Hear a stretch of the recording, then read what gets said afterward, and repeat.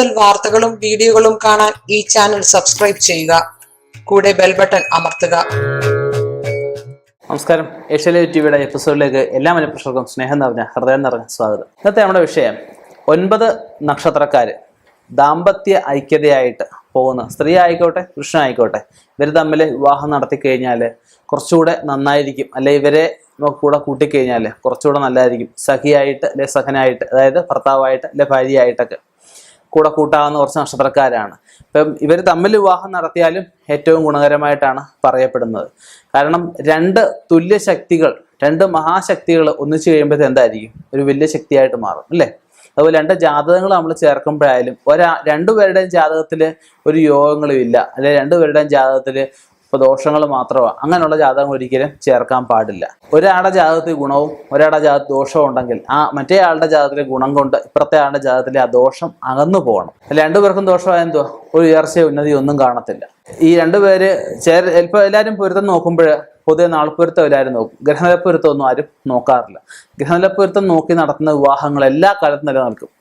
ഇപ്പോൾ എല്ലാവരും പറയുന്നുണ്ട് ജാതകവും എല്ലാം നോക്കി വിശദമായിട്ട് നടത്തുന്ന കല്യാണമാണല്ലോ, മുടങ്ങി പോകുന്നുണ്ടല്ലോ, ഒരു ഡൈവേഴ്സ് ആയി പോകുന്നുണ്ടല്ലോ, അല്ലെങ്കിൽ വിവാഹം നിശ്ചയിച്ച ശേഷം പയ്യനോ അല്ലെ പെണ്ണോ ഒക്കെ ഇറങ്ങി പോകുന്നുണ്ടല്ലോ എന്നൊക്കെ പറയും.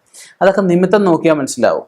നിമിത്തപ്രകാരം ഒരു ഉത്തമനായ ജ്യോത്സ്യനാണെങ്കിൽ അവർ വരുന്ന സ്ഥാനം, ആദ്യം ഇരിക്കുന്ന സ്ഥാനം, അതുപോലെ ആദ്യം പറയുന്ന വാക്ക്, ആ സമയത്തെ ജ്യോതിഷന്റെ ശ്വാസോച്ഛ്വാസം, ഏത് മൂക്കിലൂടെയാണ്, വലതു മൂക്കാണ് ഗുണം, ഇടത്ത മൂക്കിലാണെങ്കിൽ ആ വിവാഹം നടക്കത്തില്ല. അപ്പം അങ്ങനെയുള്ള ശ്വാസപരീക്ഷണം എന്ന് പറയും. അപ്പോൾ അങ്ങനെ ഒരുപാട് കാര്യങ്ങൾ അതിനകത്ത് കണക്കാക്കേണ്ടതായിട്ടുണ്ട്. അങ്ങനെയൊക്കെ കണക്കാക്കി ഒരു മുഹൂർത്തം അല്ലെ ഒരു പൊരുത്തം കുറിക്കുമ്പോൾ അതുകൂടെ കണക്കാക്കിക്കൊണ്ട് പൊരുത്തം അല്ലെ മുഹൂർത്തം കുറിച്ച് കഴിഞ്ഞാൽ ആ വരുന്ന ഫലങ്ങൾ 100% കറക്റ്റ് ആയിരിക്കും. പിന്നെ ഇങ്ങനെയുള്ള കാര്യങ്ങൾ ഫോണിൽ കൂടെ ചോദിച്ചു കഴിഞ്ഞാലും ഒരു കാരണവശാലും ശരിയായിട്ട് വരത്തില്ല.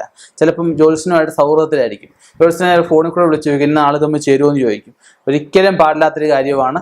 നിങ്ങൾ ജ്യോതിഷ സംബന്ധമായിട്ടുള്ള ഒരു കാര്യങ്ങളും ഫോണിൽ കൂടെ ഒരു ജ്യോത്സ്യനോടും എത്ര സുഹൃത്തായാലും, ഇനി അച്ഛനോ അമ്മയോ അല്ലെ അമ്മാവനാണെന്ന് പറഞ്ഞാൽ പോലും ചോദിക്കാൻ പാടില്ല.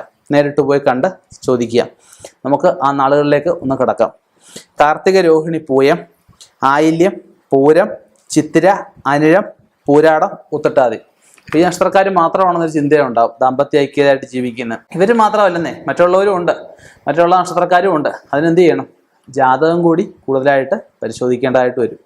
ജാതകം പരിശോധിച്ച് കഴിയുമ്പോൾ ശുക്രനാണ് വിവാഹകാരനായിട്ട് പറയുന്നത്. ദാമ്പത്യ സൗഖ്യത്തിൻ്റെ കാരണമായിട്ടൊക്കെ ശുക്രനെയാണ് പറയുന്നത്. ശുക്രൻ നിൽക്കുന്ന സ്ഥാനം, ലഗ്നാല്, ചന്ദ്രാല്, ശുക്രാലും ഒക്കെയാണ് നമ്മൾ പൊരുത്തവും ഒക്കെ കണക്കാക്കുന്നത്, പാപദോഷങ്ങളെയൊക്കെ കണക്കാക്കുന്നത്. അപ്പോൾ അതൊക്കെ വിശദമായിട്ടൊന്ന് വിശകലനം ചെയ്തതിന് ശേഷം ആ വിവാഹം നടത്തുകയാണെങ്കിൽ 100% അത് നിലനിന്നു പോവും. സംശയമില്ലാത്ത കാര്യമാണ്.